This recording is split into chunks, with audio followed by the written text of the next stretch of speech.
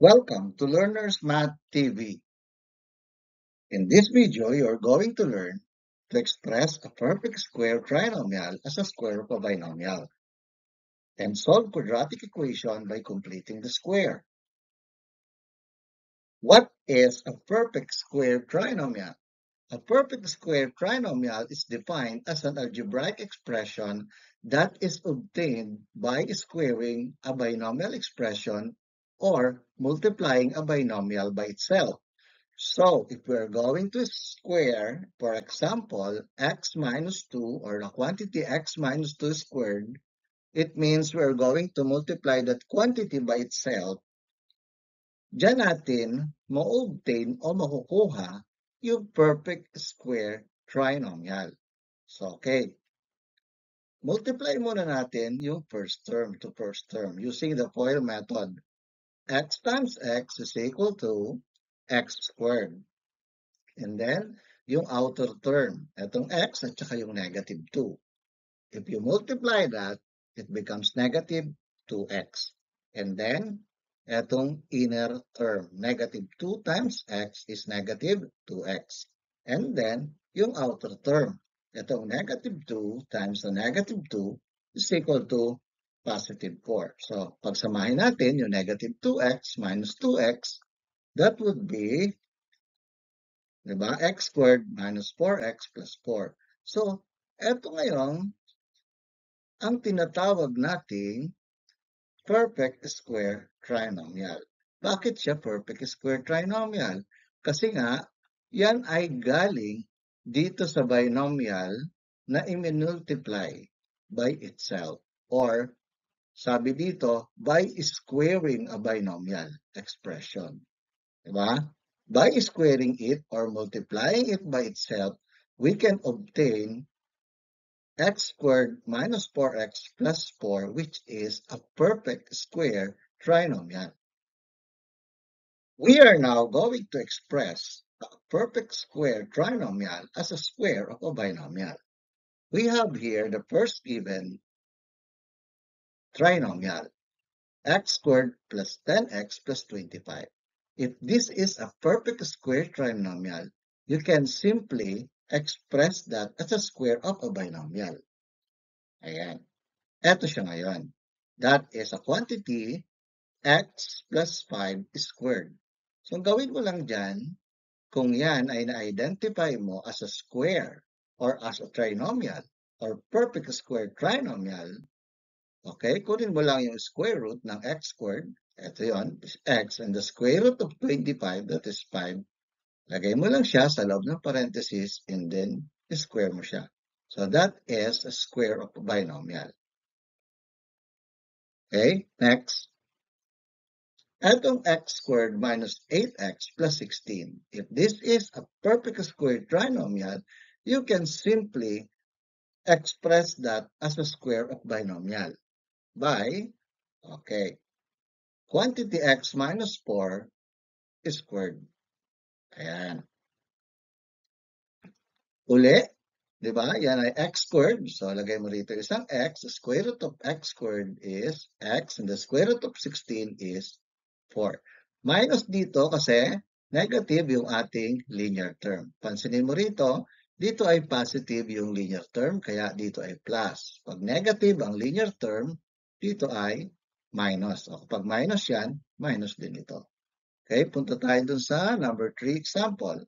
Okay, ito ay isa ring perfect square trinomial. So we can just simply write that as a square of binomial. Ayan. So, square root ng x squared ay x at ang square root ng 49 ay 7. Then, square mo yung binomial na yan. So, ayun na ngayon yung square of a binomial. Ayan. So, titignan natin, di ba? That is x times x is x squared. And then, as a rule, if you are going to twice the product of the first and second term, that is 7x times 2, that is 14x. And then 7 times 7 is 49. So, number 4. Okay, ito naman, if you're going to express that as a square of binomial, yan ay x minus 6 squared. Quantity x minus 6 squared. Okay? Tandaan, dahil negative or minus ang nandito sa ating linear term, okay, kaya minus din dapat yung nandito. So, yan ngayon yung kung paano natin express ang isang perfect square trinomial as a square of a binomial.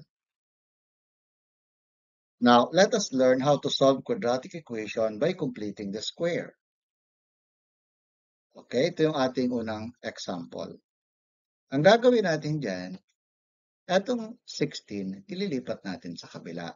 So, since yan ay plus 16, magiging minus 16 yan dito. Okay? Hindi ba ang ating ginagawa dyan, basically, kung gusto mong matanggal ang 16 dyan, you subtract 16. Tapos you also subtract 16 from the other side of the equation. Kaya 16 minus 16 is 0. Ito na lang ang matitira. So, dito ngayon, 0 minus 16 is negative 16. So, shortcutly, kung ilipat natin na lang yan, okay, para hindi na humaba, that would become negative 16. Tapos, ang gagawin natin dyan, etong part na ito ng equation ay gagawin natin isang perfect square trinomial. Okay, paano gawin yan? We're going to divide the numerical coefficient of the linear term by 2. Asan ba yung numerical coefficient ng linear term? So, ito yung ating linear term. Ang numerical coefficient niyan ay 10. Pagkatapos, we're going to square the quotient. So, kunin natin ngayon. Ang mangyayari dyan ay 10 divided by 2. Sabi kasi, divide daw natin by 2. Okay, that is equal to 5. And then, square the quotient. 5 squared is equal to 25. So, ibig sabihin, 25 ang kailangan nating ilagay dito. So, dahil nag-add tayo dito ng 25, nagdagdag tayo ng 25, kailangan magdagdag din tayo ng 25 dun sa kabila ng equation. Okay. Ganun talaga kasi equal symbol ang nakalagay dyan eh. Okay? Bakit nagdadagdag? O, kung nagdagdag ka rito para maging perfect square trinomial, kailangan magdagdag ka rin sa kabila just to maintain the equality. Now, this is now the time to write that as a perfect, this perfect square trinomial as a square of binomial. Ayan. Then, negative 16 plus 25, and that is equal to 9. Tapos, ang gawin natin, i-apply natin dito yung ating skills na natutunan from our previous video, yung solving quadratic equation by extracting the square root. So, mag-extract na tayo ng square root ngayon. So, extracting the square root of this part of the equation, yan ay magiging x plus 5 na lang, then the square root of 9 is positive and negative 3. So, ang value ng x natin ay positive and negative 3 minus 5. So, ito plus 5 dito, nilipat sa kabila, naging minus 5. Okay, so, dalawa ang magiging value ng x natin dyan. Yung ating x sub 1 at saka yung ating x sub 2. Ang x sub 1 natin ay negative 2 because 3 minus 5 is equal to negative 2. And then, ayan, ang ating x sub 2 naman ay negative 3 minus 5. That is equivalent to negative 8. That is the second value of our x. Ayan. Now, for our second example, x squared minus 8x plus 12. So, yung 12 again, ilipat sa kabila. Okay, magiging negative 12 or minus 12 yan dito sa kabila. Then, gawin nating perfect square trinomial itong side na ito ng equation. So, ano idadagdag natin dyan? Again, kunin natin yung 8. Okay, yan yung numerical coefficient ng linear term, regardless of the sign. Okay, 8 divided by 2 is equal to 4. Then, square it. 4 squared is equal to 16. Therefore, 16 ang ilalagay natin dito. Ayan. So, dagdag 16, kailangan sa kabila, ganun din ang gagawin. Dagdag din ng 16. Okay. So, ngayon, express na natin ito as a square of binomial. Ayan. Equals 4. Negative 12 plus 16 is equal to 4. So, now, let us extract the square root from both sides of the equation. So, mangyayari ngayon, ayan, magiging x minus 4 na lang ito. Then, this is equal to, this is square root of 4, so positive and negative 2. So, therefore, ang mga value ng x natin ay, ito, x is equal to positive, negative 2 plus 4. So, paghiwalayin natin ang x sub 1 at saka x sub 2. So, our x sub 1 is equal to 6 because 2 plus 4 is equal to 6. And then, our x sub 2 naman is 2 because negative 2 plus 4 is equal to 2. Okay. So, isa pang example. Now, for our third example, x squared minus x minus 2 is equal to 0. Okay, again, lipat natin itong negative 2 sa kabila. Okay. Tapos, gawin nating perfect square trinomial, yung part na yan ng equation. Okay, by dividing the numerical coefficient by 2. Ano bang numerical coefficient ng linear term dito? That is 1. Yan, yung katabi ng x, invisible 1. Okay, so that is 1 divided by 2 or 1/2 is equal to, of course, 1/2. Then, square mo yan, magiging 1/4. Diba? 1/2 times 1/2 is equal to 1/4. Ganito yan. 1 times 1 equals 1 and 2 times 2 equals 4. Okay, so ibig sabihin, 1/4 ang ilalagay natin dito. And then, of course, kailangan din natin mag-add sa kabila ng 1/4. Okay, laging ganun para hindi magkamali. Tapos ngayon, simplify muna natin itong ating equation. Ayan. Magiging ganyan na siya. X squared minus x plus 1/4. We just copy na lang muna. Tapos dito, sinimplify natin. That is 2 plus 1/4. So, etong 2, kung nag-a-add tayo ng whole number tsaka fraction, pwede nating palitan yung whole number ng fraction, which is also equivalent to 2. Hindi ba yan ay 8 divided by 4 is equal to 2? So, parehas lang. Bakit natin ginawang ganyan? Okay, kailangan meron tayong skills na ganyan sa pag-a-add ng whole number and fraction. Okay, kaya balikan natin yung mga previous video lessons about that, about fractions. So, para hindi tayo mahirapan. Okay, so bakit natin ginawang ganyan? Kasi, bakit hindi pwedeng 10 divided by 2? Or 10 divided by 5. 2 pa rin naman yun, di ba? O bakit? Kasi kailangan, pag nag-a-add tayo ng fraction, magkaparehas yung kanilang denominator. Kasi kung hindi, hindi natin siya pwedeng bastang i-add. Ngayon, dahil magkaparehas na yung denominator, pwede na natin i-add. Magiging 8 plus 1 is equal to 9. So, kukopyahin mo na lang yan, yung kanyang denominator. So, magiging 9/4 na rito. 8 plus 1 is 9/4. Diba? So, yung kanyang denominator, you just copy kasi parehas naman. Okay. Tapos ito naman, in-express na natin siya as a square root binomial. Kasi ang square root ng 1/4 ay 1/2. Tapos negative ang linear term, kaya minus dito. That is a quantity x minus 1/2 squared. Okay, 1/2 ang square root ng 1/4. Remember, bakit? Kasi galing dito, di ba? 1/2 times 1/2 is equal to 1/4. Therefore, the square root of 1/4 is 1/2. Ayan. So, next thing is, extract natin yung square root from both sides of the equation. So, dito ngayon, ang matitira na lang dito sa side na to ay quantity x minus 1/2 na lang. Tapos, ayan, x minus 1/2 equals, ang square root ng 9 ay 3. Ang square root ng 4 ay 2. Kaya meron tayo dito ang positive, negative, 3/2. Tapos, ang mga value ng x natin, una, okay. Eto, kunin natin yung positive ng 3/2. Positive 3/2. Tapos, lipat natin sa kabila yun, kaya yan ay naging positive 1/2 or plus 1/2. Then, ang x sub 1 natin ngayon ay, di ba, parehas naman ang kanyang denominator, kaya i-add na lang yung numerator, 3 plus 1 is equal to 4. So, 4 divided by 2 is equal to 2. So, yan ang ating x sub 1. Tapos, yung ating namang x sub 2 ay, ayan, yung negative naman dito ng 3/2, diba? Tapos, plus 1/2. Yan. So, negative 3 plus 1 is just negative 2. Negative 2 divided by 2 is equal to negative 1. So, ngayon, yan yung mga values ng ating x. Our x sub 1 is 2 and our x sub 2 is negative 1. Okay, how about in this example? Mapapansin natin dito na ang ating ang numerical coefficient ng quadratic term ay greater than 1. It is 2. Unlike dun sa ating mga previous example, ang kanyang value ng A ay 1.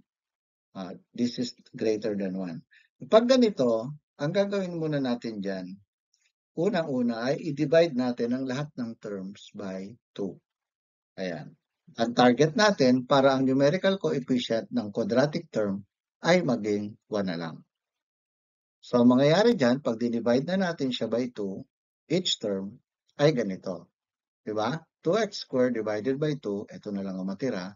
Tapos 5x divided by 2 is 5 half x. Tapos negative 3 divided by 2 is negative 3 halves. Ayan. So, equals 0. So, ito na ngayon yung ating equation. Okay, yung ating equation. So, gagawin natin dito ay ilipat natin sa kapila. Yung negative o yung minus 3 halves. Ayan. So, paglipat natin sa kabila, ayan na. Okay, so ang kailangan natin malaman kung ano yung ilalagay natin dito to make it a perfect square trinomial. Ayan. So, dito naman kapag we are dealing with fraction yung kanyang numerical coefficient ng linear term. Instead of dividing it by 2 para mas madali, we are going to multiply the numerical coefficient of the linear term. So, yan ang pagkakaiba niyan. Dito hindi tayo nag-divide, mag-multiply tayo. Okay? Ginagawa natin ito para mas madali siya. Multiply the numerical coefficient of the linear term by 1/2. Okay, so pag minultiply natin yan by 1/2, okay, tapos square natin, ganito kalalabasan. Diba? Yung 5 halves, i-multiply mo ng 1/2. Pag nag-multiply ka ng fraction, that is 5 times 1 is equal to 5, and then 2 times 2 is equal to 4. So, nagkaroon ka ngayon ng 5/4. And then, i-square mo pa yung product na yan. So, magiging 5 times 5 is 25, and then 4 times 4 is equal to 16. So, therefore, yung 25 over 16, yan ang ilalagay mo rito to make this a perfect square trinomial. So, of course, maglalagay ka rin sa kabila. Kailangan mo rin mag-add sa kabila kasi nag-add ka rito. Okay. So, the next thing to do now is i-simplify muna natin. Ayan. So, magiging ganito yan. Ito, express natin as square root binomial. Tapos ito naman, ang kanyang, hindi natin basta pwedeng i-add. Kailangan kunin natin yung kanyang common denominator. The least common denominator is 16. So, 16 divided by 2 is equal to 8. Tapos times 3, that is equal to 24. Then 16 divided by 16 is equal to 1 times 25, that is 25. So, ngayon, 24 plus 25 is equal to 49. So, magiging ganito na yan. Diba? Itong 49, galing yan dito sa 24 plus 25. Then, we can now simply extract, diba? Square root from both sides of the equation. Dito na yung time para mag-extract. So, ngayon, ito, ang matitira na lang dito sa side ng equation ay x plus 5/4 is equal to the square root of 49 is 7 and the square root of 16 is 4. So, that is a positive and negative 7/4. So, ngayon, meron tayong dalawang value ng x. Una, yung x is equal to a positive 7/4 minus 5/4. Dahil ito inilipat natin sa kabila, it becomes minus. Plus kasi siya rito. So, yan ang gagawin natin. Ngayon, sa kabila naman, kunin naman natin yung negative 7/4. Dito kasi positive, kunin natin yung negative 7/4. Tapos, ito naman ay minus 5/4. Kasi nililipat nga natin sa kabila. Okay, so ang ating hexagon ngayon ay, di ba ito ay 7 minus 5, that is equal to 2. So, 2/4, kopyahin na lang yung denominator, that is 2/4. And then, if you are going to reduce that to lowest term, 2/4 is equal to 1/2. Okay? So, yan yung ating final value of x sub 1. Okay, kailangan i-reduce natin to lowest form. Okay, now, dito naman sa x sub 2. Okay, that is negative 7 minus 5. Yun na lang, yung taas lang yung taas lang yung pinaprocess natin. Ito kasi kokopyahin na lang natin yung kanilang common denominator. So, negative 7 minus 5 is equal to 12. So, kaya, that is negative 12 over 4. So, negative 12 over 4 is equal to negative 3. So, that is the value of our x sub 2. O, laging tatandaan, sa math ay hindi maaari na nanonood ka lamang. Upang maging mahusay, dapat lagi kang handa na mag-practice o magsanay.